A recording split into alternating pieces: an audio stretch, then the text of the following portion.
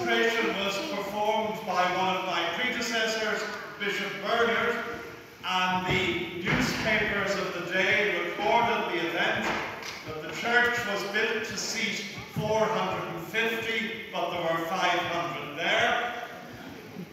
And more particularly, that the bishop ascended the pulpit, for in those days no simple verb was adequate if you could find a more impressive one. The bishop ascended the pulpit and spoke at length.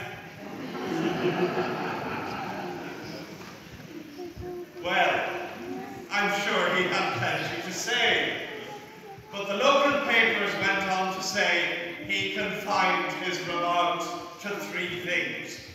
First of all, a lengthy elucidation of a particular verse of Scripture, which I'm sure I should do, but I won't. Secondly, he spoke with feeling about the memories of leaving the former church and of all that had happened there. In other words, he knew very well that all novelty is treated with suspicion, and he had to soothe those who felt that the past had been better. That goes with the turf very often. And finally and inevitably, he appealed for money to finish the job. Notwithstanding the great generosity of the Marquis of Sligo and others, and of many other benefactors who had made this a conspicuously beautiful place, not least in the Anglican idiom of the day. And so it was that after his long sermon, £35 was collected.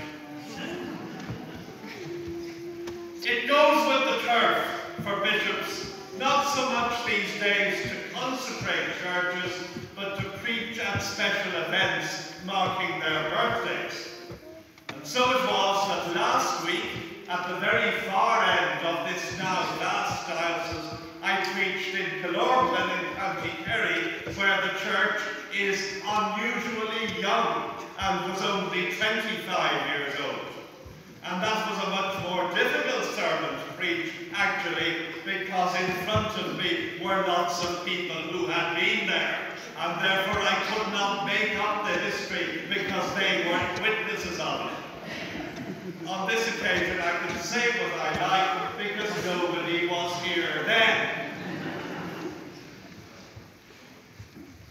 I always think there is a tendency in the Church of Ireland and beyond to enjoy, and clearly Bishop Burrows was aware of this 150 years ago, to enjoy wallowing in the backward look.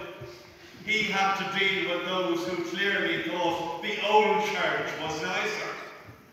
And there is a tendency on these occasions, as we look back, to say it was better in the past, that everything was great then, that the pews were full and the church was overflowing, that you could barely get in, that everything was hunky-dory and the past was golden. It's what one might call in biblical terms the flesh pots of Egypt syndrome. That everything somehow was better in the past, even if the past, as for Israel, was a place of captivity. And so let me very briefly describe the Ireland of 1872, 1922 and 1972, conscious that many of you will remember the last of them, and let me suggest that the backward look is dangerous. We can certainly see God's providence, but when we over-embrace the past to protect ourselves from the future, we are in danger indeed. And there are things we should learn from our predecessors rather than simply assume it was all better in their time. Don't let anyone tell you it was better in the past. 1872.